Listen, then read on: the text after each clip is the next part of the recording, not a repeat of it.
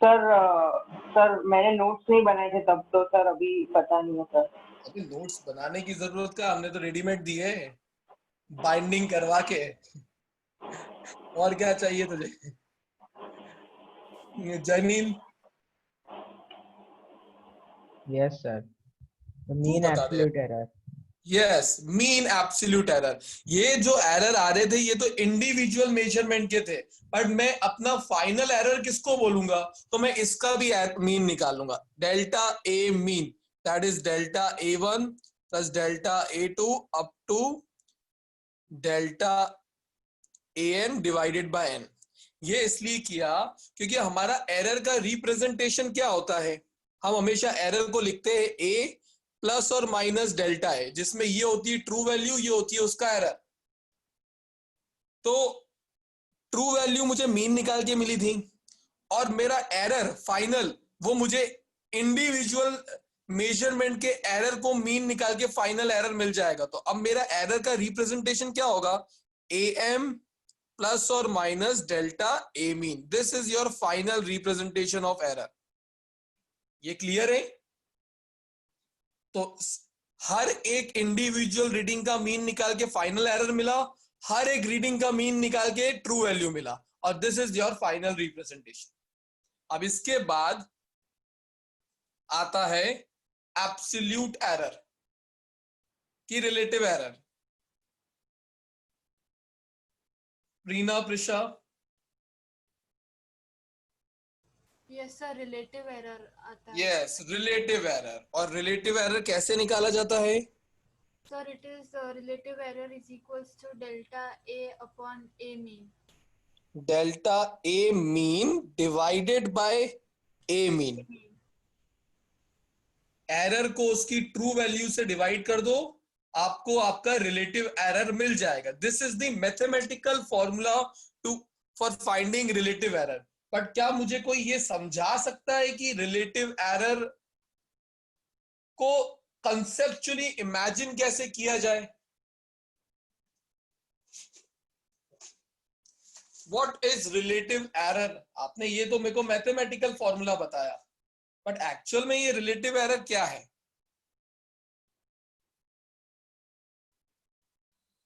जनील को बोलना है।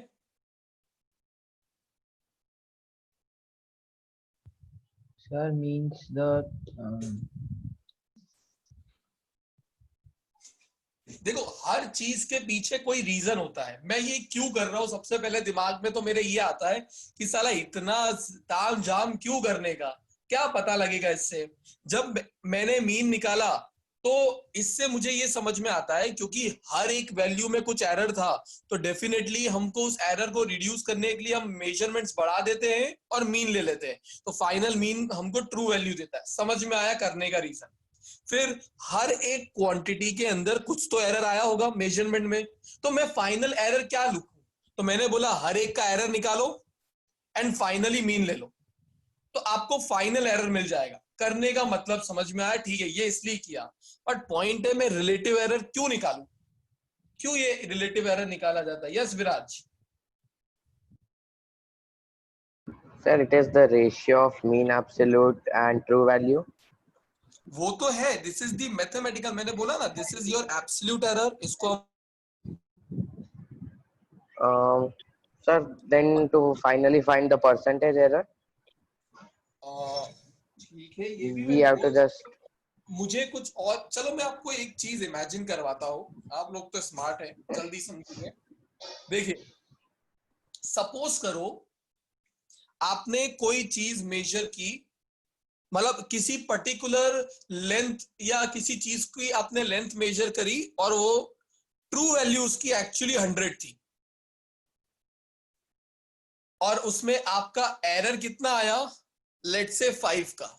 मतलब ट्रू वैल्यू 100 थी, पर आपने जब मेजरमेंट किया तो फाइनल एरर आपका उसमें 5 आया। अब दूसरी बार आपने जब एक और पर्टिकुलर टेबल या किसी चीज की लेंथ मेजर करने का काम लिया, अब उसकी वैल्यू थी 1000। मैं यूनिट्स पे नहीं जा रहा हूं, मैं सिर्फ एक आपको कंसेप्ट समझाना चाहता हूं कि एक बार एक टेबल का लेंथ था 100, बट जब आपने मेजर किया तो एरर कितना निकल के आया 5। दूसरी बार उस टेबल का दूसरी टेबल चेंज कर ली हमने, उसमें उसका ट्रू वैल्यू था 1000, बट इस वक्त भी आपने जो निकाला उसका एरर कितना आ रहा था 5। दोनों केस में एरर कितना आ रहा है 5। किसका एरर ज्यादा हुआ, इसमें एरर ज्यादा हुआ या इसमें एरर ज्यादा हुआ? समयक,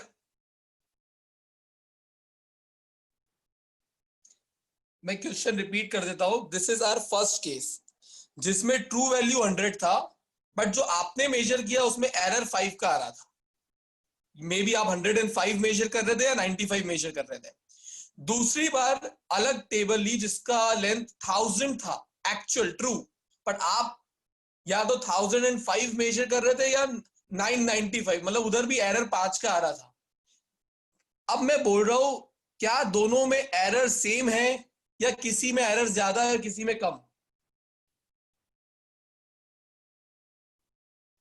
समय का आवाज नहीं आ रही आपका, किसी और को आ रहा है? सर एरर सेम है। एरर सेम है, 5 का ही एरर है ना। मैं बोलूंगा एरर सेम नहीं है, एक में एरर कम है एक में एरर ज्यादा है। बोल प्रथम। यस सर, 100 वाले में एरर ज्यादा है, 1000 वाले में एरर कम है। कैसे पता लगा? सर 100 लाइक छोटी वैल्यू है और उसमें 5 एक तरह से ज्यादा हो सकता है, और 1000 जितनी बड़ी वैल्यू है उसके सामने 5 बहुत ही नेग्लिजिबल है। यस, आप सिर्फ किसी चीज के एब्सोल्यूट एरर को देखकर ये नहीं बता सकते कि एरर ज्यादा है या कम है। आपको ये भी तो देखना पड़ेगा कि उसका ट्रू वैल्यू कितना था। अब आप देखिए किसी चीज का 100 लेंथ था, बट आप उसमें 5 का एरर लेके आ गए, और वही किसी चीज का 1000 एक्चुअल वैल्यू था बट आप एरर 5 का लाए, तो दिखने में दोनों के एब्सोल्यूट एरर 5 है। बट अगर मैं इन टर्म्स, अगर एक एक्चुअल में बात करूं कि मेरा कैलकुलेशन कौन सा ज्यादा एक्यूरेट था और कौन सा कम, तो मैं बोलूंगा ये वाला इसके कंपैरिजन में तो ज्यादा एक्यूरेट है, क्योंकि 1000 के सामने 5 का एरर है या 100 के सामने 5 का एरर है। तो ये कैसे पता लगेगा? जब मैं 5 को 100 से डिवाइड करूंगा या 5 को 1000 से डिवाइड करूंगा। 5 था एब्सोल्यूट एरर, 100 था ट्रू वैल्यू। 5 था एब्सोल्यूट एरर, 1000 था ट्रू वैल्यू। तो जब ये रेशियो लूंगा तो मुझे पता लगेगा कि मेरा एरर ज्यादा आ रहा है या कम आ रहा है। This is what we called relative error. समझ में आ रहा है? ये रिलेटिव एरर इसलिए निकालना होता है। अगर आप, जैसे कि समयक ने गलत नहीं बोला, अगर मैं उसको दिखाता कि भाई दोनों में एरर तो 5-5 का आ रहा है, but this is absolute error, but actual में आप एरर को विजुअलाइज करेंगे तो आपने गलती इसमें ज्यादा की इसमें कम की है, क्योंकि 1000 के सामने 5 छोटा है, 100 के सामने 5 बड़ा है, दोनों को कंपेयर करोगे तो। इसलिए आपको रिलेटिव एरर्स निकालना जरूरी होते हैं। अब जितना कम ये रेशियो आएगा उतना ही कम आपका एरर होगा, क्योंकि जितना कम न्यूमरेटर होगा उतना ही कम आपका एरर आता है। बट फिर भी विजुअलाइज करना बहुत टफ होता है। हमें चीजें परसेंटेज में विजुअलाइज करना इजी होती है, इसलिए हम क्या करते हैं कि हमारे रिलेटिव एरर को 100 से मल्टीप्लाई कर देते हैं, सो दैट फाइनली मुझे पता लगे कि मैं कितना परसेंटेज एरर लाया हूं। 5% लाया हो, 10% लाया हो। अब जैसे इसका परसेंटेज एरर निकालते हैं, 5/100 कितना होता है?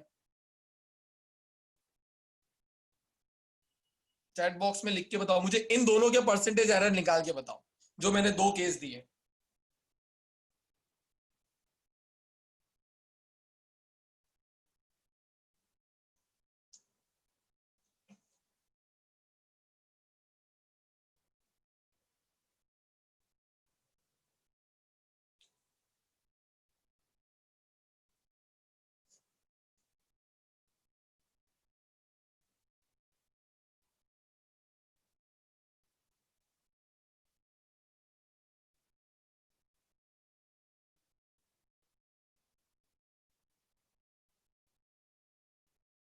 फाइव बाय 100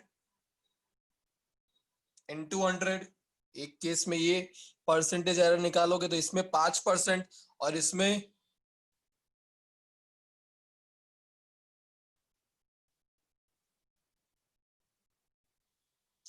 तो बेसिकली तो आपको पता लग रहा है अब परसेंटेज निकालने के बाद कि एरर दोनों का अलग अलग था परसेंटेज वाइज, ये चीज निकालनी होती है हमें। तो आप सिर्फ 5 एब्सोल्यूट एरर को देखकर ये नहीं बता सकते थे कि एरर दोनों में सेम है। दोनों में सेम नहीं है, आपने एक में एरर ज्यादा किया, एक में एरर कम किया। सबको विजुअलाइज हो गया, वो जो फील आनी होती है निकालने वाली वो मैंने दिलवाई। बाकी तो आपको जब भी कोई पूछे व्हाट इज रिलेटिव एरर तो आपको यही बोलना है, it is defined as the ratio of mean absolute error to true value.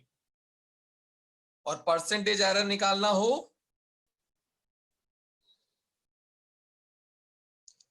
तो रिलेटिव एरर को 100 से मल्टीप्लाई कर देंगे। क्लियर? चलिए फिर नोट्स के क्वेश्चन नंबर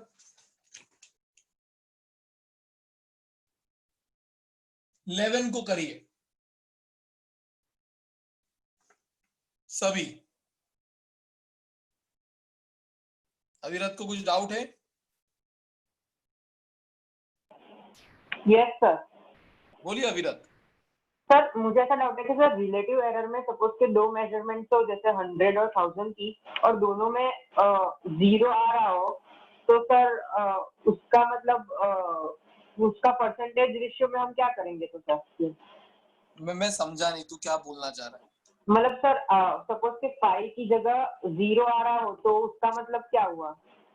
5 की जगह पे 0 आ रहा है मतलब तेरा कुछ एरर ही नहीं आया है। ये तेरे अकॉर्डिंगली ये वाला वैल्यू 0 है, मतलब तूने जो वैल्यू मेजर किया है वो एकदम एग्जैक्ट आया है, कुछ एरर आया ही नहीं है उसके अंदर। वो एक्चुअल में तो पॉसिबल नहीं होता है। और सर जब ट्रू वैल्यू 0 हो तब? ट्रू वैल्यू 0 कैसे हो? किसी चीज का मेजरमेंट कुछ तो होगा ना अविरत। अगर तू टेबल को मेजर करने जाएगा तो एक इलेक्ट्रॉन के भी साइज को मेजर करेगा तो कुछ तो आएगा। नेग्लिजिबल 0 तो नहीं बोल सकता तू। एटम का अपना रेडियस होता है, न्यूक्लियस का अपना रेडियस होता है, तो सबके कुछ तो मेजरमेंट होते हैं ना ट्रू वैल्यू के। कोई चीज 0 है मतलब एग्जिस्ट ही नहीं करती है। Okay sir, thank you sir. Okay. Question number 11th question आप सभी को करना है। मैंने आपको मेथड बता दिया है, आपको आंसर लाना है, मैच करना है, और देखिएगा बस कैलकुलेशन एरर ना हो। क्वेश्चन नंबर 11 है, we have to measure the period of oscillation of a simple pendulum in successive measurement. The reading turns out to be, 5 reading दिए टाइम की, आपको mean, absolute, relative, percentage error, चारों error निकालने। Easy सा question है, फटाफट कर दीजिए। थोड़ा कैलकुलेशन करना पड़ेगा बट फिजिक्स इजी।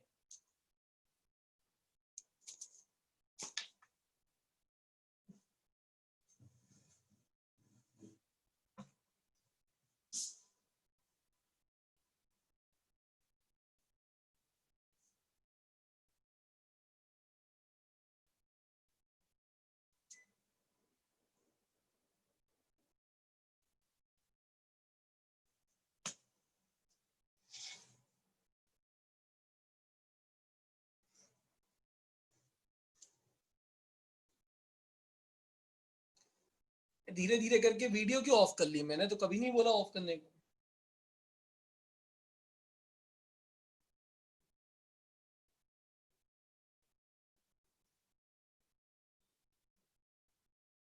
तनय, प्रथम, काव्य,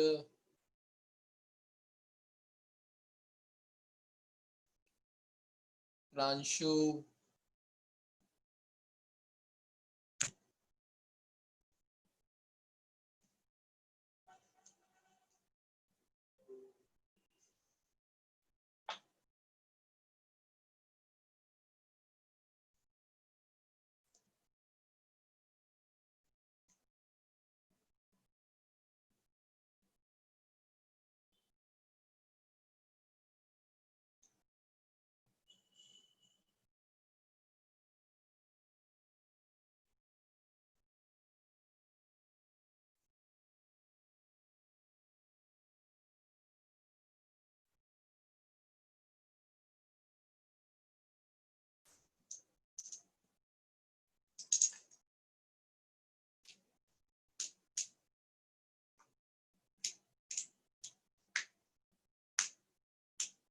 आंसर साथ में मैच करते जाना।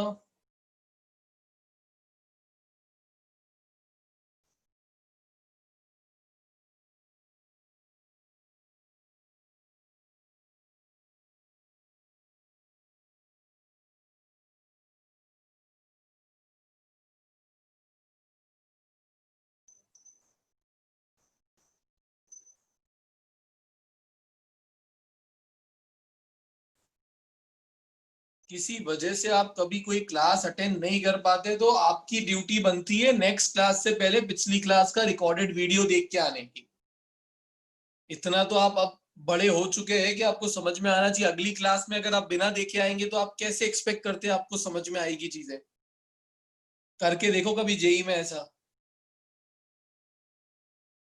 तो बहुत हैक्टिक नहीं होता है, 1-1.5 घंटे का वीडियो अगर आप स्पीड बढ़ा के 1.25 पे भी देखोगे तो हो जाएगा, बट एटलीस्ट देख के आना होता है।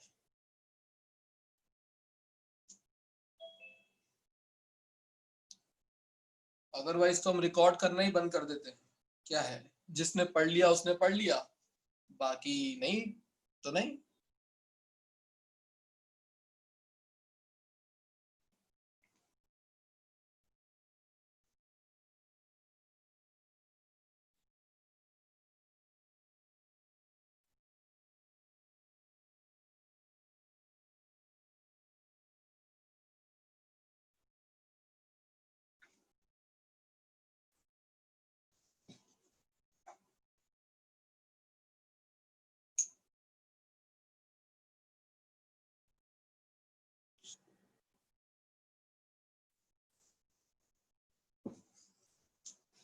डन।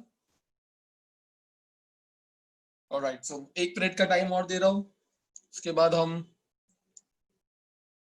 नेक्स्ट टाइप की क्वेश्चंस करते हैं। एरर के, एरर बड़ा इंपॉर्टेंट टॉपिक है। ये मान के चलिएगा आपका 2.2 application of dimensions and 2.4 errors, ये इंपॉर्टेंट टॉपिक्स में से आते हैं। इसके ऊपर स्कूल में मे बी जेई में आपको क्वेश्चंस आएंगे।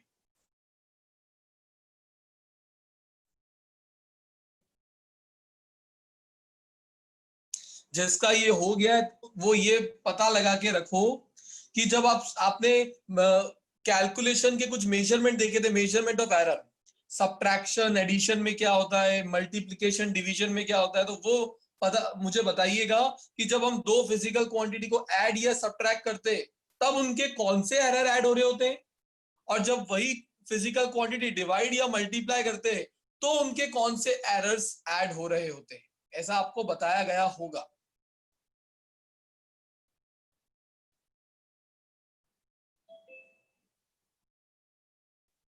इसके लिए आप हेल्प ले सकते हैं, अपने पेज नंबर 28 पे एक बॉक्स दिया हुआ है लास्ट क्लास में, वो आपको याद कर दिलवाने में हेल्प कर सकता है।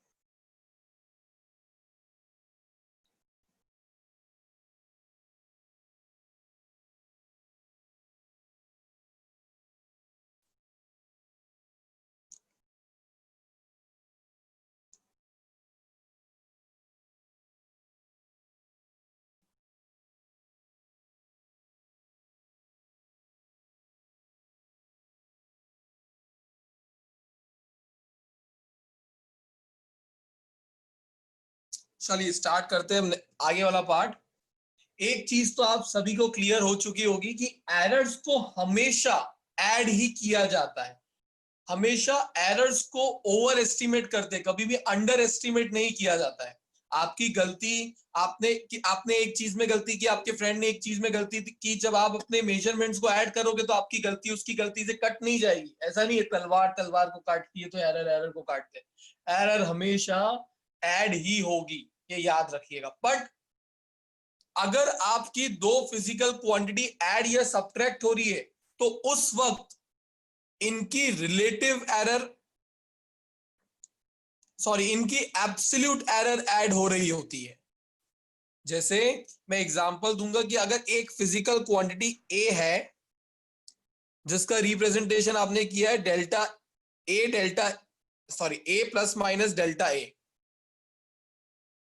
और दूसरी B plus minus delta B. अब अगर आपको बोला जाए कि इन दोनों की फाइनल एरर निकालो और ये दोनों को ऐड करना है आपको, तो फाइनल एरर कैसे निकलेगी? Delta A plus delta B को ऐड करके, ऐसा पढ़ा था। प्लस करो या माइनस करो, एरर तो ऐड ही होती है।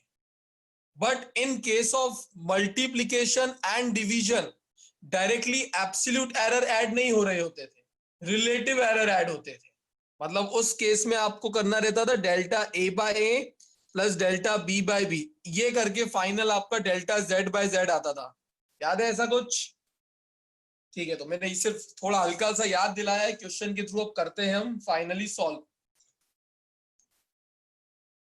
क्वेश्चन नंबर, पहले हम स्टार्ट करते हैं 7-8 से, इजी इजी वाले क्वेश्चन है। क्वेश्चन नंबर 7 है, चलो कौन रीड करेगा? हृदय।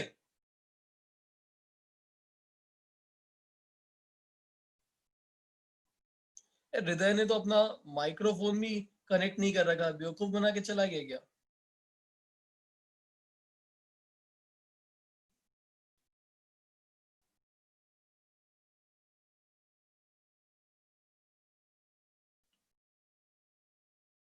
हृदय, हृदय को आवाज तो आएगी नहीं अगर ऑडियो ज्वाइन नहीं कर रखा है तो, है ना?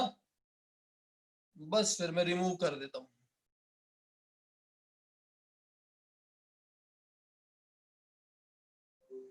ऐसे तो नहीं चलेगा। Alright, Taksh Patel.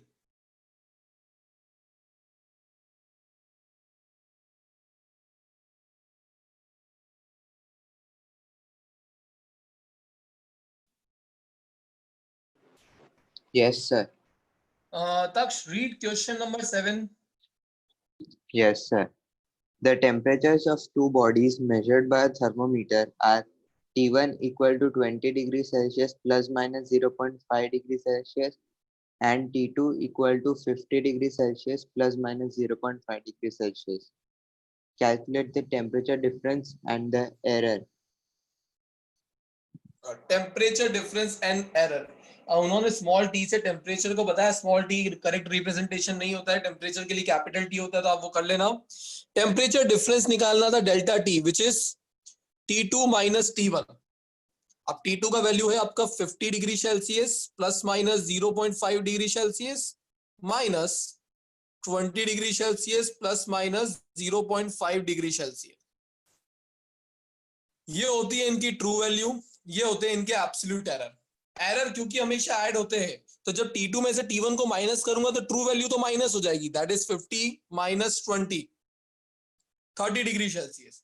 But error हमेशा ऐड होती है, तो प्लस और minus 0.5 plus 0.5, 1 degree Celsius. This is your final answer. Clear है? इजी सा था। Next question number 8।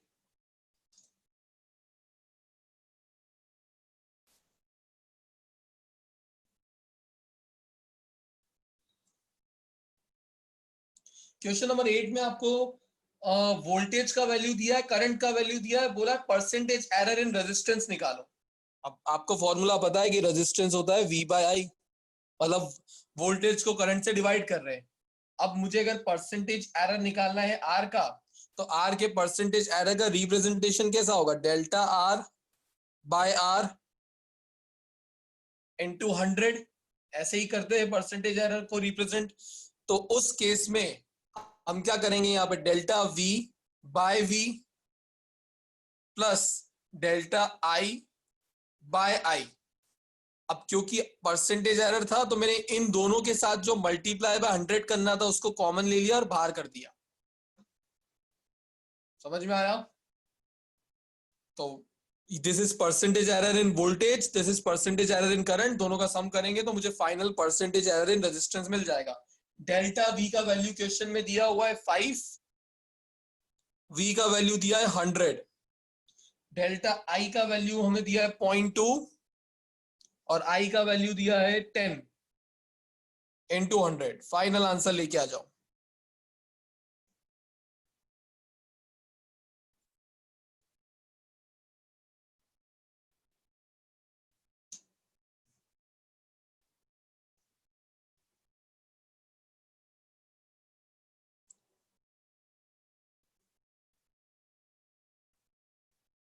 आ गया सबका 7%? गुड। मतलब एरर के केस में कभी आपको ये नहीं देखना है कि डिवाइड हो रहा है या मल्टीप्लाई हो रहा है, आपको हमेशा सबके रिलेटिव एरर्स या परसेंटेज एरर को ऐड करते चले जाना है बिना सोचे समझे। ऑलराइट, क्वेश्चन नंबर 9, विराज रीड करना। Sir, the period of oscillation of a simple pendulum is t equals to 2 pi under root L by G. Measured value of L is 20 centimeter, known to 1 millimeter accuracy, and time for 100 oscillations of pendulum is 90 seconds during wrist watch of 1 second revolution. What is the accuracy in the determination of G? जब आपको बोला गया accuracy निकालो इन determination of जी, तो actually वो क्या बोल रहे होते हैं, परसेंटेज एरर निकालना है जी का। तो परसेंटेज एरर निकालने के लिए फॉर्मूला क्या होता है, delta G by G into 100। अब ये सब गिवन डेटा था जो क्वेश्चन में दिया। देखो बहुत बार आपको क्वेश्चन की लैंग्वेज अगर समझ नहीं आती है, मान लो नहीं आती है, तो आपको ये तो कॉमन सेंस है कि एरर हमेशा छोटा होता है और ट्रू वैल्यू हमेशा बड़ी होती है, एरर कभी बड़े नहीं होते। तो अगर आपको 2 टाइम की वैल्यू दी है, 2 लेंथ की वैल्यू दी है, तो हमेशा छोटी वाली एरर की होगी, बड़ी वाली ट्रू की तरह कंसिडर करनी रहेगी। अब क्योंकि जी का परसेंटेज एरर निकालना है तो पहले जी को सब्जेक्ट तो बनाना पड़ेगा, बिना सब्जेक्ट बनाए कैसे परसेंटेज एरर निकाले, तो स्क्वायरिंग बोथ साइड। तो ये ऐसा दिखने लगेगा। अब जी को आप सब्जेक्ट बना लो। अब ये एक्सप्रेशन जो बना उसमें अगर मुझे परसेंटेज एरर इन जी निकालना हो तो delta G by G into 100।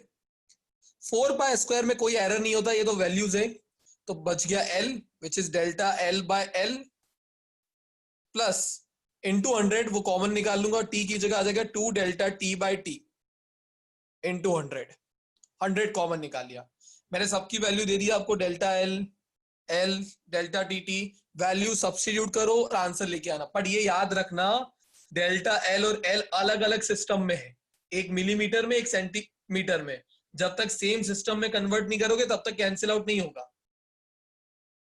तो या तो मिलीमीटर को सेंटीमीटर में करो या सेंटीमीटर को मिलीमीटर में, या सबको मीटर में कर दो, बट सिस्टम एक होना चाहिए तो ही कैंसिल आउट होगी चीजें। अप्रोक्सीमेटली मतलब अप्रोक्सीमेटली नहीं बोलूंगा, आपके 2.7% के आसपास ये आंसर आना चाहिए। उन्होंने उसे क्वेश्चन के अकॉर्डिंगली मतलब 3% राउंड ऑफ कर दिया है, बट इतना आपका दिखना चाहिए 2.7।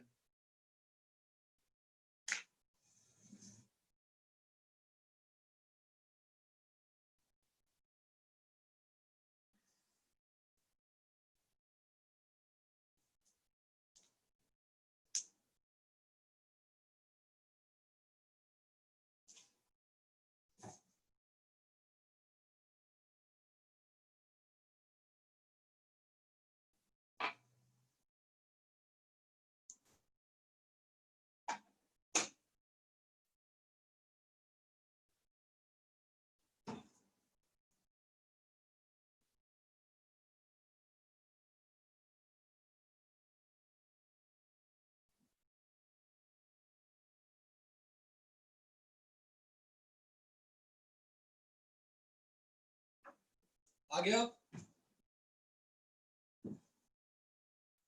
ऑलराइट, सो क्वेश्चन नंबर 10 आपको ही करना है होमवर्क में, क्योंकि 11 आपने कर लिया है तो 11 जैसे ही 10 है तो उस पर मैं फोकस नहीं कर रहा हूं, तो आप कर लेंगे। आप क्वेश्चन नंबर 14, 13 और 12 करते हैं।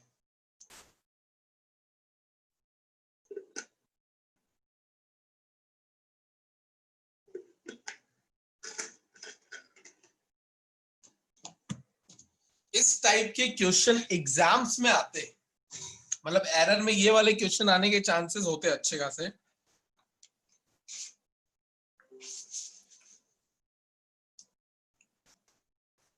क्वेश्चन नंबर 12 तो इजी सा है, रिलेटिव एरर z का निकालना है, एक्सप्रेशन दिया हुआ है, निकाल के बताओ।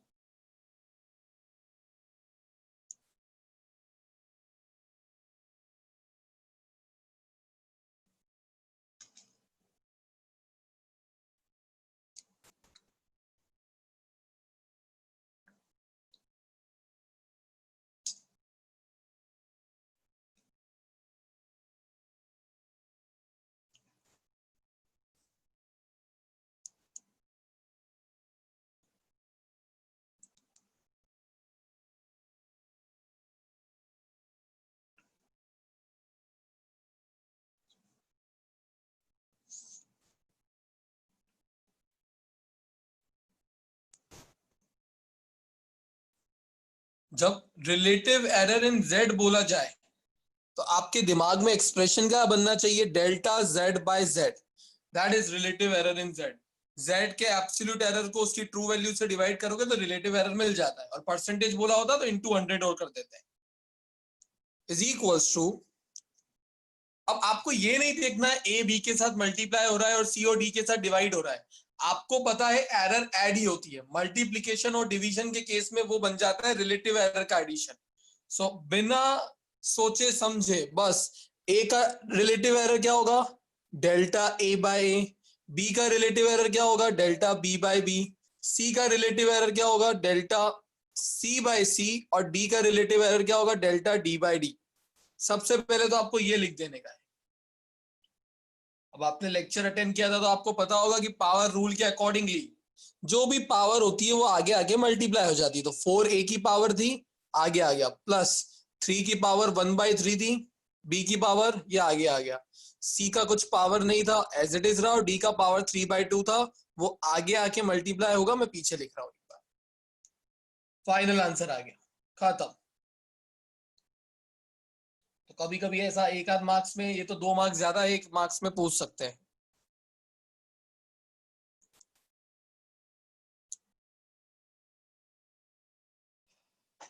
थर्टीन 14 करने से पहले ये वाला क्वेश्चन ट्राई करो।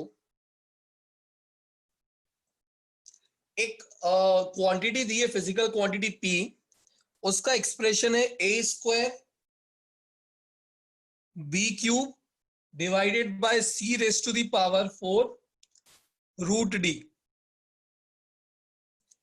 बोला गया है कि a का जो परसेंटेज एरर है, परसेंटेज एरर ऑफ a वो 2% है, b का परसेंटेज एरर 4% है, c का परसेंटेज एरर 3% है, और d का परसेंटेज एरर 2% है। बताओ p में कितना परसेंटेज एरर होगा।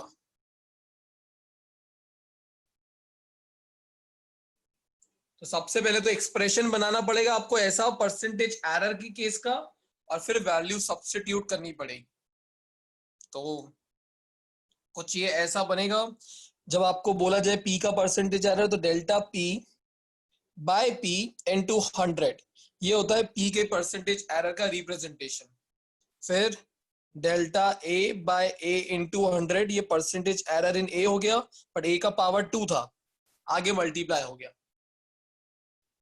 Plus 3 delta b by b into 100 plus 4 delta c by c into 100 plus 1/2 delta d by d into 100, root मतलब 1/2। ऑलराइट, आंसर कौन कौन, केविन 30%, तक्ष 29%, ध्वनित 25%, हर्ष 29%, या केविन 29। ठीक है, अब देखिए ये वाले क्वेश्चन में आपको सबसे इजी करके क्या दे दिया जाता है, आपको इस पूरे के पूरे परसेंटेज एरर का वैल्यू दे दिया, कितना है a का परसेंटेज एरर 2, तो सिर्फ आपको वैल्यू सब्स्टिट्यूट करनी 2 इंटू 2 प्लस 3, b का परसेंटेज एरर कितना दिया है 4, प्लस 4 c का percentage error 3, plus 1/2 into d का परसेंटेज एरर 2, 2 से 2 कैंसिल, 2 इंटू 2 4, 12 प्लस 12। बहुत बार स्टूडेंट जल्दी जल्दी में क्या करते हैं, 2 से 2 उड़ा दिया, कुछ बचा ही नहीं। ये हर साल का प्रॉब्लम होता है कि यहाँ पे ये +1 गायब हो जाता है और आंसर कितना आ जाता है 28%, पर यहाँ पे +1 बचेगा तो आंसर इज 29%। ये जितना दिखने में ऐसा लगता है सर हम तो नहीं करेंगे, बट मैं मानता हूं नहीं करोगे, बट जल्दी जल्दी में मैं हर साल देख रहा हूँ कुछ स्टूडेंट ऐसा करते ही है कि 2 से 2 उड़ाने के बाद कुछ बचता ही नहीं, उनके लिए 0 हो जाता है वो वैल्यू। ऐसा मत करना, लास्ट में 1 बचेगा तो ध्यान रखना है, पॉइंट दिमाग में डाल रहा हो इसलिए जब ऐसा करने लगो तो याद आ जाए। तो ये बड़े अच्छे क्वेश्चन होते हैं, इजी होते हैं और स्कोरिंग होते हैं। ठीक है, अब इसमें क्या क्या चेंजेस कर सकते हैं उसकी हम बात करते हैं। सबसे पहले आप सभी क्वेश्चन नंबर 14 करो। सेम क्वेश्चन है, हो जाएगा, पर स्टेप्स दिखाना मत भूलना। मैं हर साल करवाता हूं, उसके बाद अगर मैं आपको हर एक स्टेप दिखा रहा हूं तो आपसे तो एक्सपेक्ट करूंगा आप स्टेप्स लिखे। बिना स्टेप के नंबर नहीं मिलेगा बोर्ड्स की एग्जाम में। आई नो आप ओरली जल्दी जल्दी कर सकते हैं, पर मैं आपसे सिर्फ आंसर एक्सपेक्ट नहीं कर रहा हूं, मैं एक्सपेक्ट कर रहा हूं कि आप स्टेप्स भी सीखे लिखना।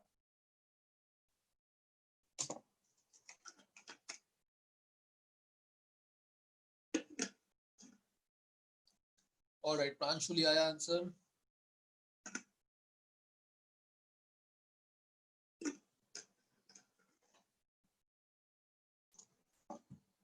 अविरत को अपना गलती पता लग गया।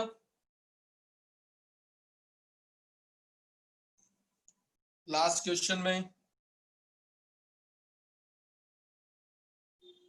गुड।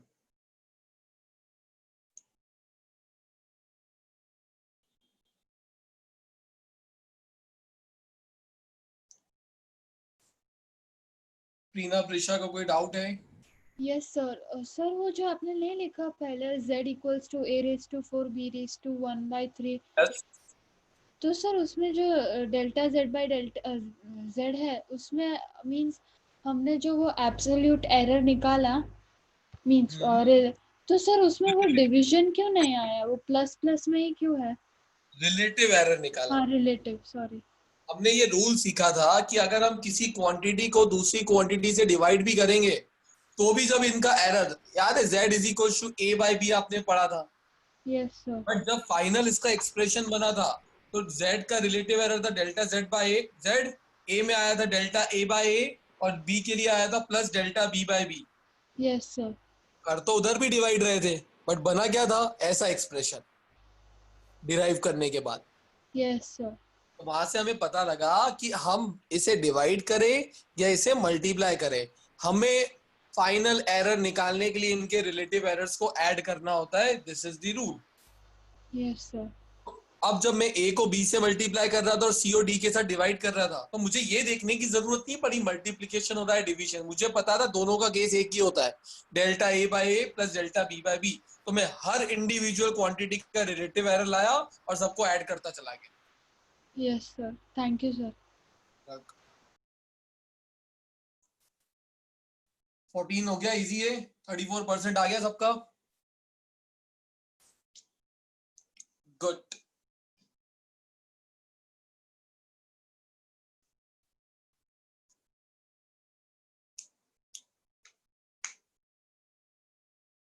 किसी को कोई डाउट है 14 में तो प्लीज रेज हैंड या फिर मुझसे पूछिए, मैं खुद सॉल्व कर दूंगा अगर है।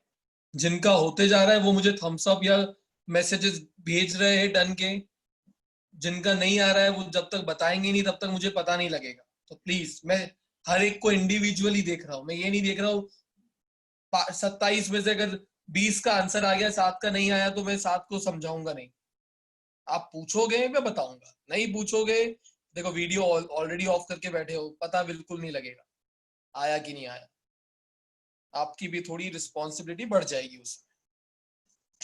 ऑलराइट, अब देखिए 13th वाले क्वेश्चन भी ऐसा ही है, बस ऐड क्या कर दिया है, अभी तक इस टाइप का एक्सप्रेशन आपको क्वेश्चन में दे दिया जाता था तो आपको परसेंटेज एरर निकालना होता था, पर हर बार ऐसा नहीं होगा, कभी कभी वो ऐसा कुछ फॉर्मूला देंगे जो आपको पहले से पता होता है तो वो डायरेक्टली नहीं देंगे। जैसे क्वेश्चन नंबर 13 में the percentage error in the measurement of mass, mass का परसेंटेज एरर आपको क्वेश्चन में दिया है 8%, इसको पीछे लिख लो, और वेलोसिटी का, स्पीड का परसेंटेज एरर दिया हुआ है आपको 6%। बोला गया है काइनेटिक एनर्जी का परसेंटेज एरर निकालिए, maximum error in the estimate of kinetic energy obtained by measuring mass and speed. अब एक्सप्रेशन नहीं दिया बट आपको पता है काइनेटिक एनर्जी का फॉर्मूला क्या होता है, हाफ mv²। तो अब ये आपका बन गया एक्सप्रेशन और बोला है काइनेटिक एनर्जी का परसेंटेज एरर निकालो, तो डेल्टा k बाय के इंटू 100 निकालना है। इसको के ही बोल दो के। तो हाफ का तो कुछ नहीं होगा, इधर हो जाएगा delta m by M plus 2, या क्योंकि डायरेक्ट दिया हुआ है तो into 100 plus 2 delta v by V into 100। Delta इसका वैल्यू दिया 8% प्लस 2 इंटू 6%, 20%। ये आपका काइनेटिक एनर्जी का एरर है। Good Drishti, Pranshu, alright, very good. अब एक और वैरायटी होती है इसमें, वो वाला टाइप क्या होता है, वो इसको बड़ा कर देते हैं। बड़ा क्या करेंगे, अभी तक आपको परसेंटेज एरर पूरा दे दिया जाता था, वो ऐसा नहीं देके आपको क्या बोलेंगे, ए का वैल्यू है 3 प्लस और माइनस 0.1, बी का वैल्यू है 4 प्लस और माइनस 0.2। मतलब आपको उन्होंने डेल्टा ए का वैल्यू दिया, ए का वैल्यू भी दिया, डेल्टा बी का वैल्यू दिया, बी का वैल्यू दिया, और अब फाइनली बोलेंगे निकालो। मतलब तब थोड़ी स्टेप्स बढ़ जाएंगे। इसको विजुअलाइज करने के लिए एग्जाम्पल नंबर 18 देखिए, पेज नंबर 31, एग्जाम्पल नंबर 18। तो इतना कैलकुलेशन भी करवा सकते हैं आपसे।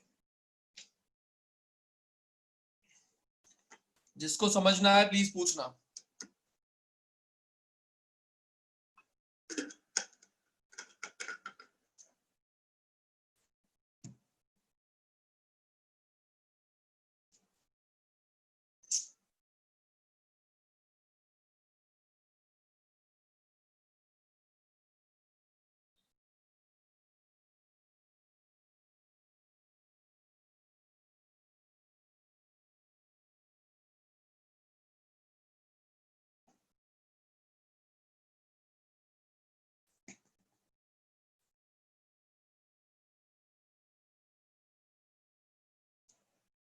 आस्था को पता लग रहा है?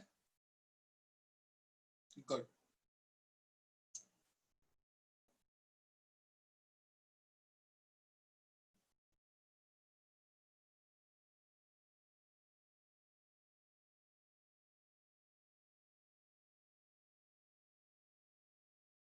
So this is all about your errors.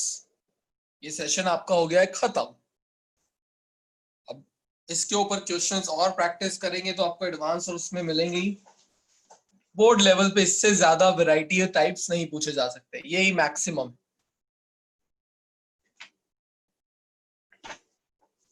अब चलते हैं 2.3।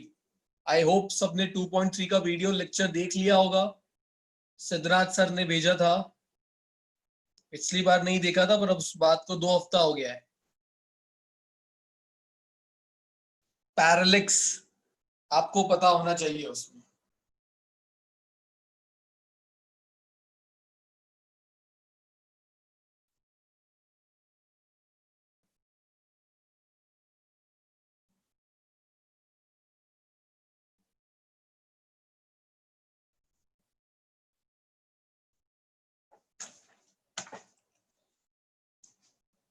So 2.3 के क्वेश्चंस करने से पहले थोड़ी बहुत चीजें हमें पता होनी चाहिए, वो जान लेते हैं।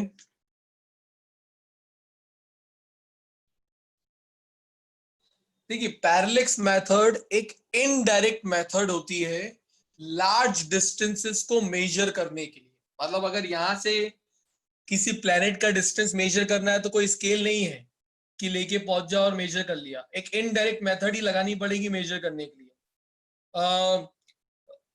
किसी प्लेनेट का सन का डायामीटर मेजर करना है तो सन की बात हो रही, मजाक थोड़ी ना, जाके करोगे, आसपास भी नहीं जा सकते, चला यही इतनी गर्मी लगती है।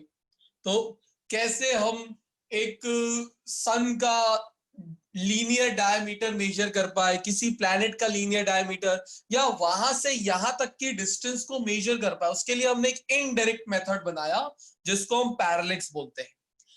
वीडियो में इसको आपको अच्छे से बताया ही गया है, बट सिर्फ मैं आपको फॉर्मूले रिवाइज करवा देता हूं कि सपोज करो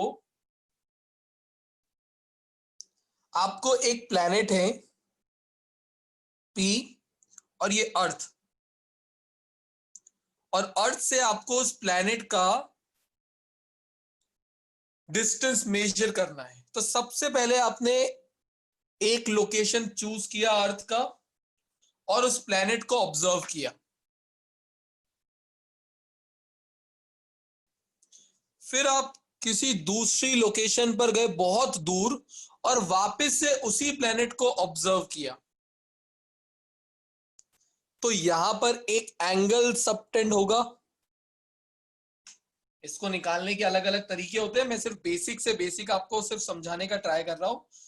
तो इस एंगल को क्या बोलते हैं, सबसे पहले ये मुझे बताओ। यह आपको नोट्स में से मिल जाएगा 2.3 के, बट ढूंढना तो आना चाहिए। इस एंगल का बोला क्या जाता है? यस ध्वनित। पैरालैक्टिक एंगल। परफेक्ट, पैरेलैक्स या पैरेलैक्टिक एंगल। तो याद रखिएगा इस एंगल को ये नाम दिया गया है। क्वेश्चन में आए तो आपको पता होना चाहिए क्या बात हो रही है। अब ये डिस्टेंस ऑलमोस्ट स्ट्रेट हम मान लेते हैं और इसको बोला जाता है बी। बी को बेसिस नाम दिया गया है और ये जो डिस्टेंस होता है इसको बोल दिया गया let's say capital T, distance between the two planets. तो एक फॉर्मूला होता है जो इन तीनों को एक दूसरे के साथ कोरिलेट करता है। Theta is equal to arc upon radius, पढ़ा है ना ऐसा एक फॉर्मूला। यहां पे आर्क हमारा बी होगा, रेडियस हमारा कैपिटल डी होगा। ये फॉर्मूला आपके लिए काम करेगा कैपिटल डी को निकालने के लिए। अब capital D B by theta इस तरीके से निकाला जा सकता है। दिक्कत क्या आएगी कि आपको थीटा कभी भी रेडियंस में नहीं दिया होगा, क्योंकि एंगल का ऐसा यूनिट तो रेडियन होता है, पर यहाँ पे एंगल दिए होते हैं सेकेंड्स में, मिनट्स में, डिग्रीज में, मतलब इस तरीके से दिया होगा। पहले आपको करना पड़ेगा कन्वर्ट उसको रेडियन में, फिर रखना पड़ेगा यहाँ पे। तो आपको उसके लिए सबसे पहले इंपॉर्टेंट चीज क्या है, कन्वर्जन्स पता होने चाहिए। कन्वर्जन्स पता होने के लिए मैं बोलूंगा आपको एग्जाम्पल नंबर 9 पूरा अच्छे से समझ में आना चाहिए। एग्जाम्पल 9 अगर नहीं समझो, मतलब उस फाइनल आंसर्स याद नहीं हुए तो प्रॉब्लम है। डिग्री से रेडियन में कैसे कन्वर्ट किया जाता है, सेकंड से मिनट से रेडियन में कैसे कन्वर्ट किया जाता है, सेकंड से रेडियन में कैसे कन्वर्ट करते हैं, फाइनल आंसर्स याद होने चाहिए। डिग्री से रेडियन तो आपने मैथ्स में भी किया, एक पूरा एक्सरसाइज पाई बाय 180 से मल्टीप्लाई कर देते हो। तो सबसे पहला कन्वर्जन आपको याद रखना पड़ेगा 1 डिग्री में कितना रेडियन होता है। तो 1.745 इंटू 10⁻⁻² रेडियन। ये वैल्यूज याद ही कर लेनी है आपको। कैसे लाए हो वो तो वहां पे दिया ही है, पाई बाय 180 से मल्टीप्लाई करके। बट हर बार ऐसे करने नहीं बैठना, हर बार आपको फाइनल आंसर याद होना चाहिए, पास भी तो होना है। 1.745 इंटू 10⁻⁻² रेडियन। दूसरा कन्वर्जन है 1 मिनट का, क्योंकि 1 मिनट के अंदर 60 सेकेंड्स भी होते हैं और जनरली हम ऐसा रिप्रेजेंट करते हैं कि 1 डिग्री 1 मिनट के बराबर होता है। मैंने कुछ गलत लिख दिया तो मुझे बताना, मुझे तो कंफ्यूजन है इसमें। ठीक है, सॉरी, 1 डिग्री 60 मिनट के बराबर होता है, सॉरी। तो अगर 1 डिग्री 60 मिनट के बराबर होगा तो 1 मिनट में कितना डिग्री होगा हम वो निकाल सकते हैं, और हमें डिग्री का कन्वर्जन रेडियन में आता है। तो जब आप उतने पार्ट को देखोगे तो आपको यहाँ पर 1 मिनट का कन्वर्जन मिल जाएगा 2.91। यूनिटरी मेथड लगाइए सर, इंटू 10⁻⁻⁴ रेडियंस। मतलब अगर आज के बाद आपको एंगल मिनट में दिया है, सिंगल डैश का मतलब होता है मिनट, तो अगर आपको एंगल मिनट्स में दिए हुए तो रेडियन में कन्वर्ट करने का मल्टीप्लाइंग फैक्टर ये होने वाला है।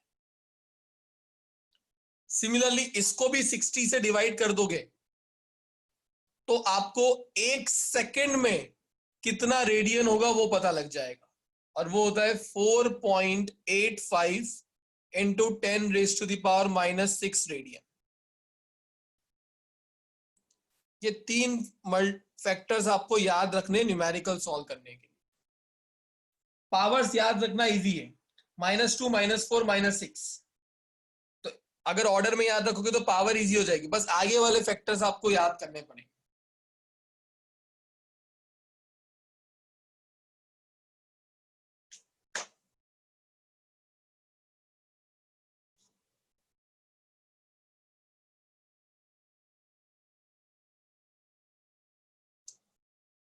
क्लियर है यहां तक? दूसरा, ये वाले मेथड की हेल्प से हमने क्या निकाला? Distance between two planets. अब हमें डिस्टेंस निकालना आ गया। अगर डिस्टेंस निकालना आ जाए तो हम एक प्लैनेट का लीनियर डायमीटर भी इसी मेथड को यूज करके निकाल सकते हैं। जैसे कि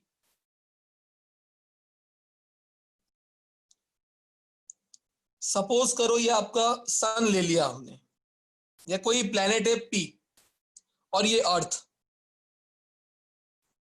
के एक ही पॉइंट से आप इस पर्टिकुलर प्लैनेट के इस वाले पॉइंट को ऑब्जर्व करो, एक्सट्रीम एंड वाले पॉइंट को, और इसी पॉइंट से एग्जैक्टली डायमेट्रिकली अपोजिट वाले पॉइंट को ऑब्जर्व करो। तो अब यहां पर अर्थ पर आपके आंखों पर कुछ एंगल बना होगा आपके डिवाइस के थ्रू। इस एंगल को क्या बोला जाता है?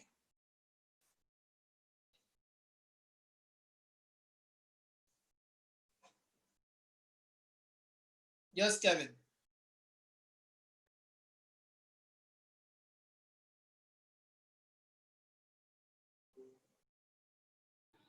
Sir angular diameter. यस, इस एंगल को बोला जाता है एंगुलर डायमीटर। क्यों बोला जाता है वो समझ सकते हो आप। ऑब्वियस सी चीज है कि जब आपने अर्थ से इन दोनों पॉइंट को ऑब्जर्व किया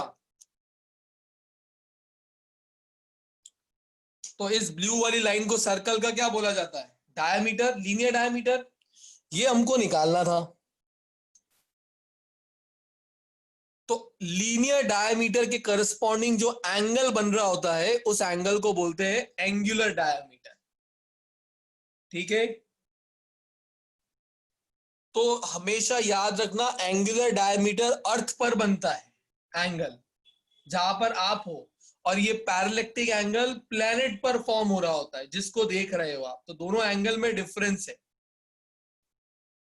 अब क्योंकि आपने पहले वाले मेथड से ये डी निकालना सीख लिया था, तो फॉर्मूला तो अभी भी वही है, theta is equals to arc by radius. तो इस केस में लीनियर डायमीटर क्या हो जाएगा? Theta into D.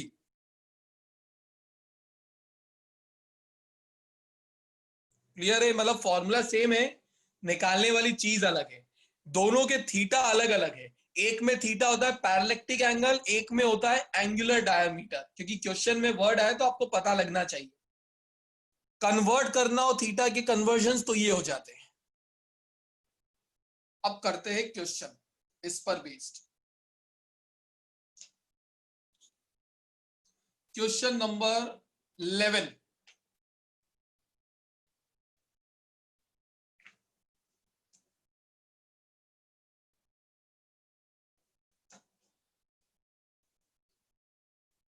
Pranshu, read question 11.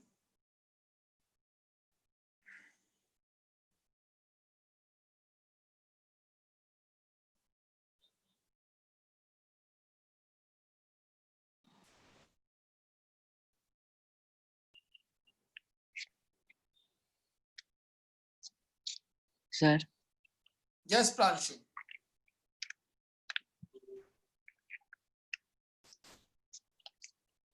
the angular diameter of the sun is 1920 seconds. If the distance of the sun from the earth is 1.5 into 10⁻11 meter, what is the linear diameter of the sun? Easy. 1.5 into 10⁻11 metre. मतलब sun से, ये अगर हमारा सन है तो सन से अर्थ तक का डिस्टेंस हमको ये दिया है, और एंगुलर डायमीटर हमें ये दे दिया है। आपको बोला है सन का लीनियर डायमीटर निकालो स्मॉल डी। अब क्योंकि ये सेकंड्स में दिया है तो अगर 1 सेकंड के अंदर इतना रेडियन है तो 1920 सेकंड्स में कितना होगा, मल्टीप्लाई बाय दिस। तो आप थीटा रेडियंस में कन्वर्ट करो, डी मीटर में दिया, ये स्मॉल डी का वैल्यू निकाल। यहां पर आपके कैलकुलेशन ही टफ होंगे, फॉर्मूला तो इजी है, 3 में से कोई 2 चीज दी होगी हमेशा। समझ में आया? स्टार्ट। और जिसका ये हो जाए वो नेक्स्ट वाले को समझने का ट्राई करना एज इट इज।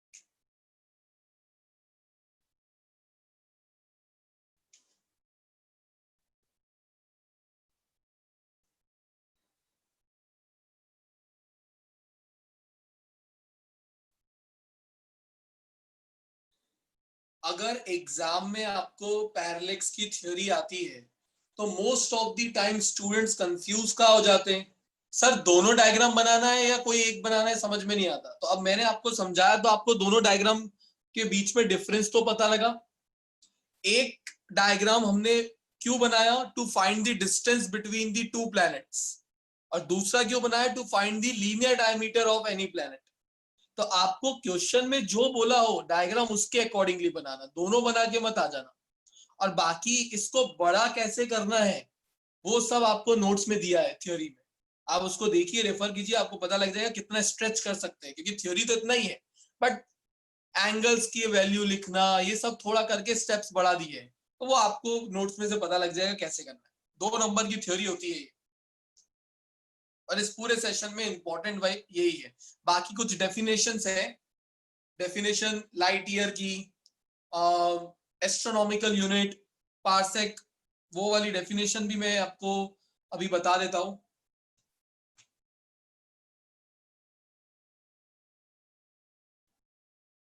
आंसर आ रहे हैं सबके? 2 के तो हो गए, गुड।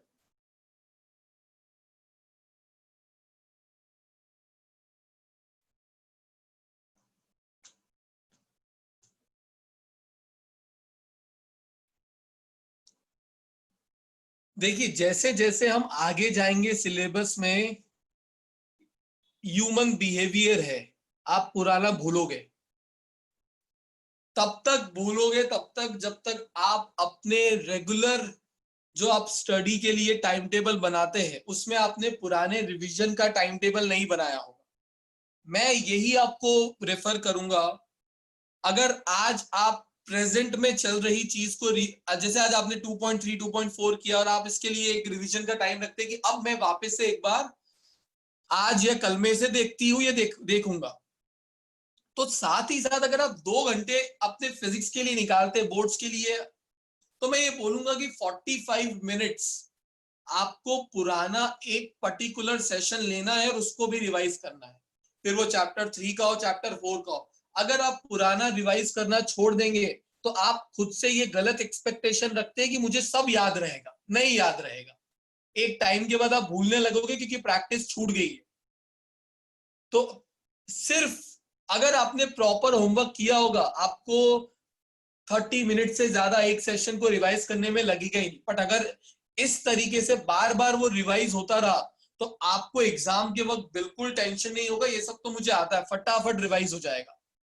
और रिवाइज करते वक्त अगर आपको पुराने किसी पार्ट में प्रॉब्लम आती है तो अब समझो हमने आपके वीडियो लेक्चर्स रिकॉर्ड क्यों किए हैं, वो रिवीजन लेक्चर्स की तरह ही हम देखते थे। हम कोई आपको इसलिए थोड़ी ना दे रहे थे कि आप क्लास में बताओ तब देख लेना। पॉइंट ये था कि जो जैसे मैंने अभी समझाया है और आपको समझ में आया, अगर सेम वर्ड्स आप वापस से जाके वही लेक्चर में महीने बाद देखोगे तो सब चीजें रिकॉल होगी।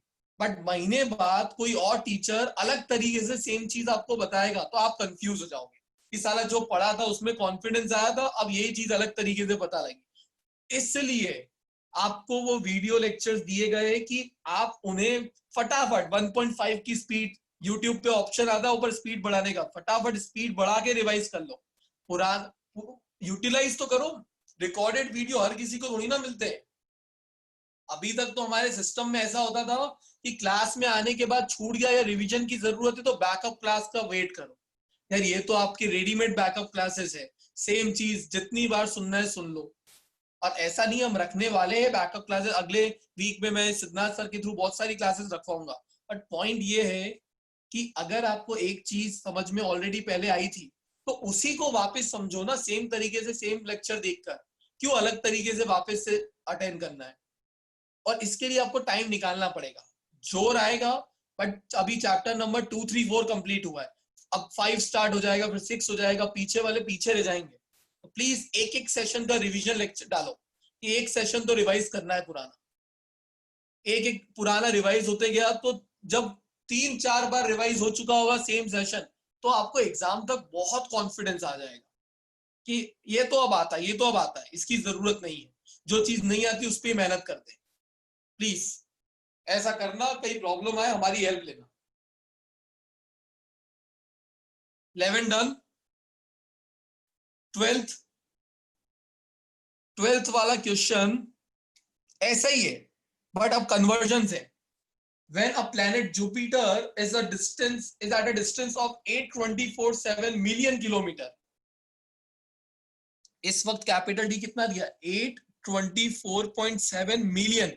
मिलियन का मतलब होता है 10⁻6 और किलोमीटर होता है 10⁻3। मतलब फैक्टर क्या मल्टीप्लाई होगा? 10⁻9। मिलियन का 6, किलोमीटर का 3। फाइनल डिस्टेंस प्लैनेट का क्या मिल गया? ये एंगुलर डायमीटर दे दिया है आपको 35.72 सेकेंड्स। ये कन्वर्जन, लीनियर डायमीटर निकालना है। इजी, सेम मेथड, और कुछ नहीं करना, लिख के रख लो, बाकी आगे चलते हैं।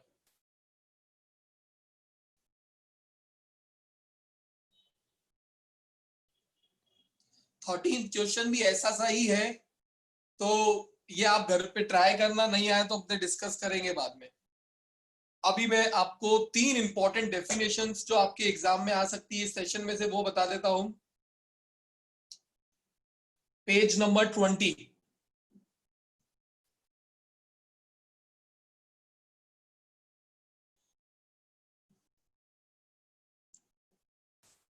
गुड संतरो। पेज नंबर 20 पर आपको पहला लार्ज डिस्क मेजरमेंट दिया होगा, एस्ट्रोनॉमिकल यूनिट 1 AU।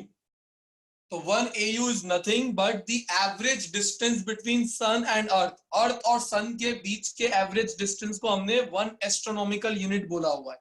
और उसका वैल्यू कितना मिला हमको? Approximately 1.5 × 10⁻11 metre. याद रखना है, वेरी वेरी इंपॉर्टेंट। ये इसमें, ये आपको जो क्वेश्चन नंबर 11 आपने किया था, इसमें अगर वो आपको ये डी ना देके 1 AU बोल देते तो भी वैल्यू आपको याद आनी चाहिए। तो what is 1 astronomical unit? It is the average distance between sun and the earth. फिर होता है लाइट ईयर। कभी कभी पूछ लिया जाता है एमसीक्यूज में, what is the unit of light year? अब अगर डेफिनेशन नहीं पता है तो आप गैस ही नहीं कर पाओगे। बट डेफिनेशन पता है तो light year is nothing but distance. It is the distance travelled by light in 1 year. एक साल में लाइट कितना डिस्टेंस ट्रैवल करती है वही लाइट ईयर होती है. तो अब डिस्टेंस है तो यूनिट क्या हो जाएगा, एसआई मीटर्स, एसआई सिस्टम में. बट निकालेंगे कैसे, तो हमें पता है डिस्टेंस होता है स्पीड इनटू टाइम.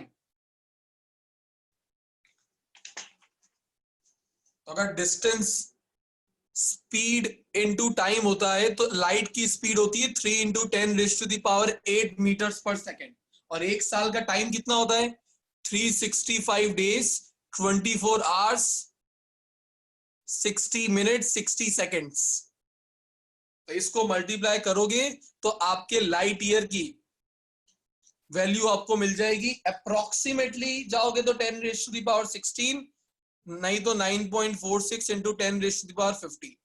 और न्यूमेरिकल में आप अप्रोक्सीमेटली इसको कभी कभी 16 ले सकते हो. ये आपको याद हो जानी चाहिए, ये बहुत जगह कहीं भी डायरेक्ट आ जाएगी. तो 9.46 इंटू 10⁻15 मीटर और 10⁻16 meters approximately. So what is light year? It is the distance traveled by light in 1 year.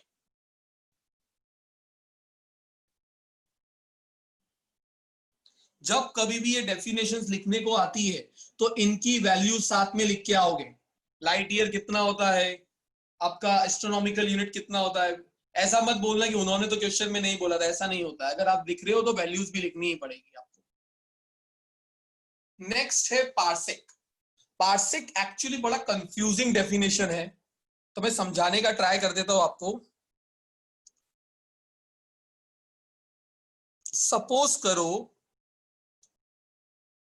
कि आप एक पॉइंट से दूसरे पॉइंट तक जाते हो और वो डिस्टेंस 1 AU है, बहुत बड़ा है. 1 AU अभी मैंने आपको बताया था. अब आप इस पॉइंट से अलग अलग पॉइंट्स को देख रहे हो और इस पॉइंट से भी अलग अलग पॉइंट्स को देख रहे हो कि एंगल कितना बन रहा है. यहां पर ये वाले जो एंगल की मैं बात कर रहा था कि जब आप इन दोनों पॉइंट से इस पॉइंट को देखते हो तो यहाँ पे एक एंगल बनता है ना, इस एंगल की बात कर रहे थे.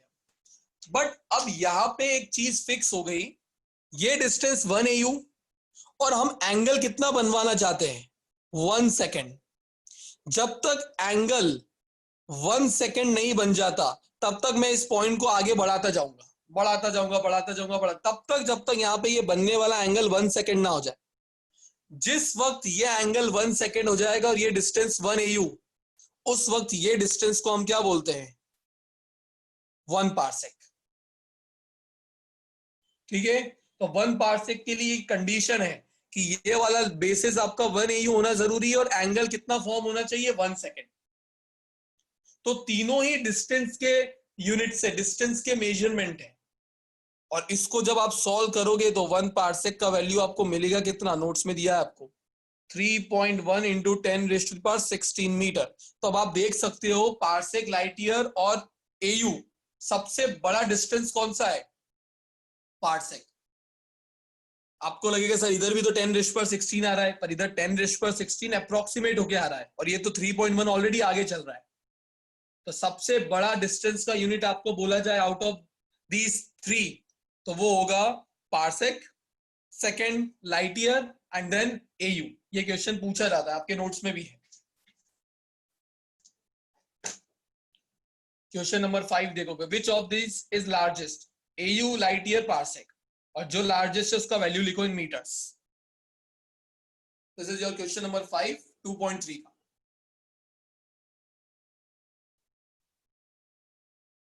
चलिए अब आपको एक और टाइप की क्वेश्चन करवा देता हूं. Convert 1 parsec to light year. Question number 6. अगर आपको बोला जाए पार्सेक को लाइट ईयर्स में कन्वर्ट करो तो सबसे पहले लिखोगे 1 पार्सेक का वैल्यू 3.1 इंटू 10⁻16. 1 लाइट ईयर का वैल्यू अप्रोक्सीमेटली अगर लिखना है तो 10⁻16. रेशो ले लो. तो what is 1 parsec divided by light year, 3.1, 16 cancel. Light year को उधर भेज दो.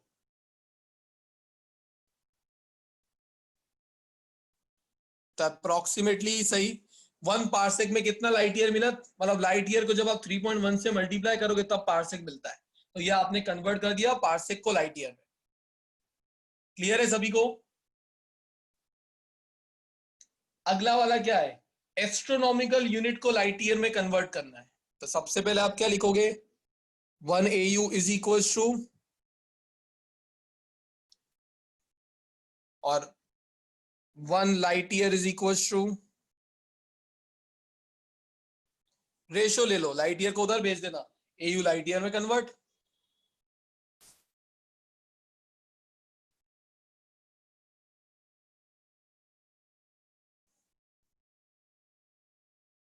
डन। नेक्स्ट क्वेश्चन भी 7th ऐसा ही है, तो वो आपको करना है। क्वेश्चन रीड कर लो, पता लग जाएगा। एस्ट्रोनॉमिकल यूनिट को आपको लाइट ईयर में भी कन्वर्ट करना है, पार्सेक में भी। अब एस्ट्रोनॉमिकल यूनिट को लाइट ईयर में तो ऑलरेडी कन्वर्ट कर चुके हो, तो ये वाला पार्ट तो सेम होगा, बस इसी को पार्सेक में भी कन्वर्ट करना है, तो सेम मेथड।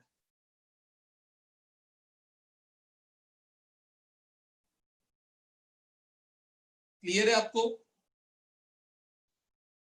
8th क्वेश्चन भी इजी है। Give the approximate ratio of 1 AU and 1 light year. 1 AU से 1 लाइट ईयर का अप्रोक्सीमेट रेशियो लेना है। यही रेशियो आ गया जो किया अभी हाल।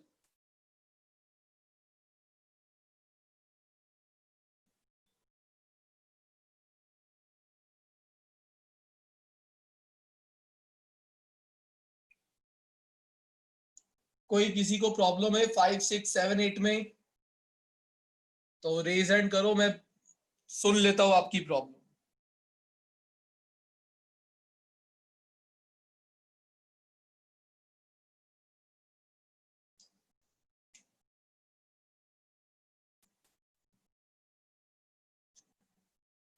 Question number 9, the radius of an atom is of the order of 1 angstrom. पता है 1 एंगस्ट्रॉम क्या होता है?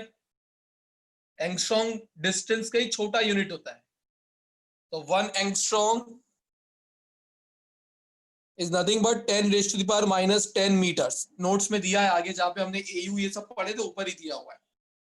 तो आपको रेडियस, ये आपने केमिस्ट्री में भी पढ़ लिया होगा अभी हाल, रेडियस ऑफ एटम, एटम का रेडियस ये दिया हुआ है, तो RA is equal to 10 raise to power -10 metre.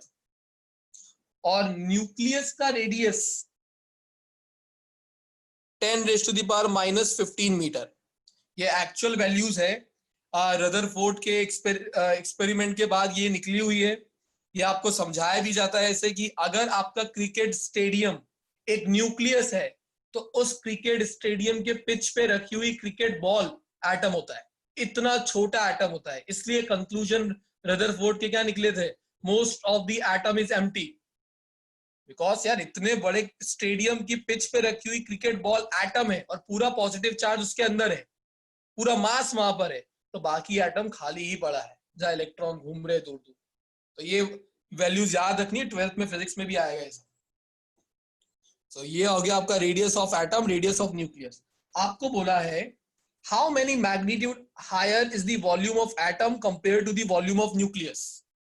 Volume of atom का रेशियो वॉल्यूम ऑफ न्यूक्लियस के साथ लेना है। अब क्योंकि हम शेप स्फीयर मानते हैं, तो वॉल्यूम हो जाएगा 4/3 पाई r क्यूब।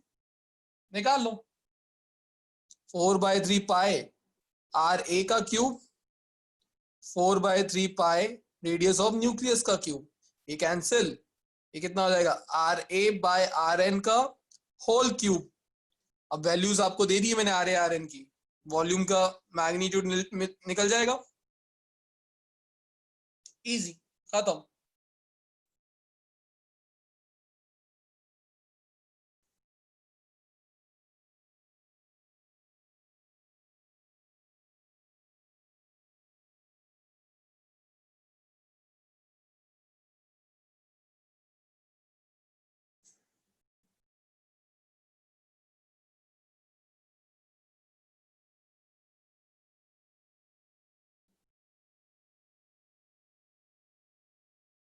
सही है।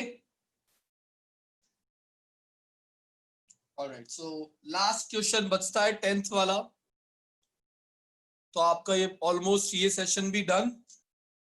2.5 के लिए मैं यही कहूंगा कि आप नेक्स्ट क्लास का वेट मत कीजिएगा। 2.5 जो सेशन है वो बहुत इजी सा सेशन है, सिग्निफिकेंट फिगर्स। तो सिग्निफिकेंट फिगर्स का मैंने वीडियो लेक्चर मतलब क्लास में पढ़ाया हुआ रिकॉर्ड किया है। मैं सिद्धनाथ सर से बोल के आपकी क्लास में वो अपलोड करवा दूंगा गूगल क्लासरूम में। तो अगर आप वो देख लोगे तो ही आपका वो वाला पार्ट हो जाएगा। एक नंबर का टॉपिक होता है वो, बस सिग्निफिकेंट फिगर्स। तो वो मैं वीडियो 2 है अपलोड करवा दूंगा विद न्यूमेरिकल्स, तो आप वो देखोगे तो आपका चैप्टर नंबर 2 आज खत्म क्लास में, सो दैट नेक्स्ट क्लास में हम चैप्टर 2 का टेस्ट रख पाए और उसके बाद चैप्टर 5 स्टार्ट कर पाए, न्यूटन्स लॉ ऑफ मोशन। ठीक है, सो ये क्वेश्चन करने के बाद प्लीज देखना मत भूलना, चैप्टर नंबर 2.5 का सिग्निफिकेंट फिगर का मैं अपलोड करवा दूंगा। इजी सा टॉपिक है, कुछ खास नहीं है, तो आपका चैप्टर 2 डी एंड हो जाएगी।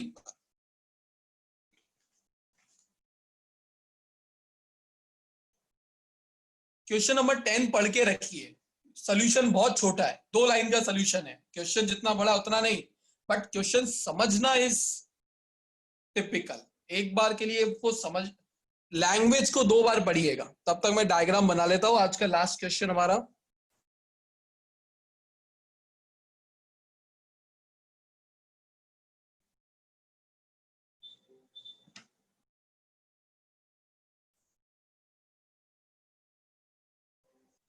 अरे लास्ट क्वेश्चन बोल देते तो क्लास छोड़ के थोड़ी ना जाना होता है। 2 लोग गायब हो गए, ये भी आते हैं, क्वेश्चन इंपॉर्टेंट है।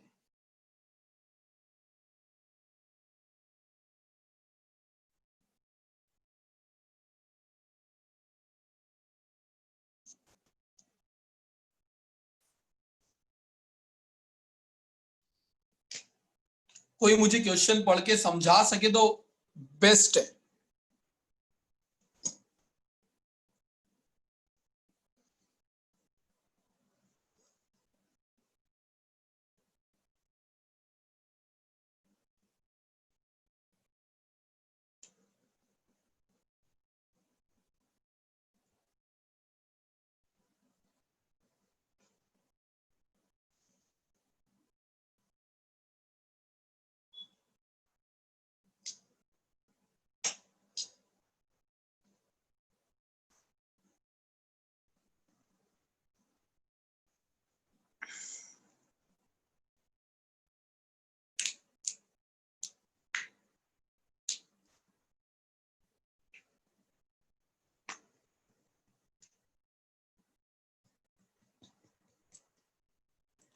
डिस्टेंट ऑब्जेक्ट को समझिए। अगर आप अपने घर के बाहर लेट से खड़े हैं और आप मून को देखते हैं और फिर रोड क्रॉस करके मून को देखते हैं, तो जिस लाइन के अलोंग पहले मून दिख रहा था अभी भी उसी लाइन के अलोंग मून दिख रहा होगा, बहुत ज्यादा तो दूर नहीं हो जाएगा। तो डिस्टेंट ऑब्जेक्ट की खासियत क्या है, जैसे एक ऑब्जेक्ट है, ये मून था आपका और आप उसको यहां से देख रहे हैं, ये आपका ए पॉइंट, ये आपका दूसरा रोड क्रॉस करने वाला पॉइंट। अब सोचो, आप पहले इस पॉइंट से यहां पे देखो, फिर दूसरे पॉइंट से वहां पर देखो, ऑलमोस्ट क्या लाइन पैरेलल ही होगी। अब सोचो, यहां पे तो मैंने इस पेज पे दिखाया तो ये पैरेलल है, जब एक्चुअल में अर्थ से मून पर देखोगे तो एग्जैक्टली ऑलमोस्ट पैरेलल ही होने वाली है, क्योंकि बहुत दूर है मून। तो यही कंसेप्ट इधर यूज किया है। एक पर्सन है जिसको अपने बाजू में एक टॉवर है, उसकी हाइट मेजर करनी है। अब स्केल तो लेके जा नहीं सकता, बिल्डिंग यार बड़ी है, तो उसने लगाया इनडायरेक्ट मेथड। उसने क्या सोचा, पहले मैं यहां पे खड़ा हूं, ये है टॉवर का हाईएस्ट पॉइंट सी, और ये है डिस्टेंट ऑब्जेक्ट जो उसको दिख रहा है। अभी देखो, एसी ने एओ के साथ कितना एंगल बना रखा है, 0 डिग्री। उसको टॉवर और ये डिस्टेंट ऑब्जेक्ट ऑलमोस्ट पैरेलली दिख रहे हैं। समझ में आया ये वाला पार्ट? हर्ष, कंफ्यूजिंग दिख रही तेरी शक्ल मुझे। सर एक बार फिर से रिपीट करो ना। देख, अगर तू यहां पे खड़ा है तूने देखा जस्ट टॉवर किसी बिल्डिंग के नीचे और तू उसके टॉप हाईएस्ट पॉइंट को देखता है जो उसका टेरेस वाला पार्ट है। तू जब सी पॉइंट को देखता है तो तुझे दिखता है मून उसी लाइन के अलोंग है, ऑलमोस्ट पैरेलल ही है। ये क्लियर? ओके अब देख, जब वो पर्सन ए से बी 100 मीटर दूर रोड क्रॉस करके सपोज कर यहां पे चला गया, तो अब बिल्डिंग को जब वो वापस से देखेगा तो ये ब्लैक लाइन के अलोंग देखना पड़ेगा क्योंकि बिल्डिंग थोड़ी इतनी बड़ी है। बट क्योंकि मून तो अभी भी इतना दूर है कि मून तो अभी भी उसको अपने पैरेलल ही दिख रहा है सेम लाइन के अलोंग। तो पहले एसी ने एओ के साथ 0 डिग्री का एंगल बनाया, बट अब मून इस लाइन को रेफरेंस मान लिया और अब उसको कितने एंगल पे टिल्ट होना पड़ा इसी पॉइंट सी को वापस देखने के लिए, थीटा। समझ में आया ये पॉइंट? उसने ये जो एओ वाली लाइन है, ये जो मून वाला पार्ट था डिस्टेंट ऑब्जेक्ट, उसको रेफरेंस मान लिया है। पहले उसके रिस्पेक्ट में वो जब सी को देख रहा था तो एंगल 0 बन रहा था, बट जब 100 मीटर दूर जाके वापस से उसके रिस्पेक्ट में सी को देखता है तो अब एंगल कितना बनता है? Theta degree. क्लियर? अगर ये थीटा तो ऑल्टरनेट इंटीरियर से ये भी थीटा हो जाएगा, और ये थीटा क्वेश्चन में दिया है 40 डिग्री है। तो आप देखो यहां पे एक ट्रायंगल बन गया, in triangle A C B, उसमें tan 40 का वैल्यू कितना हो जाएगा? Perpendicular divided by base A B by A C. तो उसको निकालना था हाइट टॉवर की एसी, तो ए बी बाय tan 40। अभी ए बी का वैल्यू 100 था, tan 40 क्वेश्चन में दिया हुआ है, वैल्यू रखोगे एसी आपको हाइट ऑफ टॉवर मिल जाएगा। ये उसने इनडायरेक्ट वे में एक टॉवर की हाइट मेजर कर ली।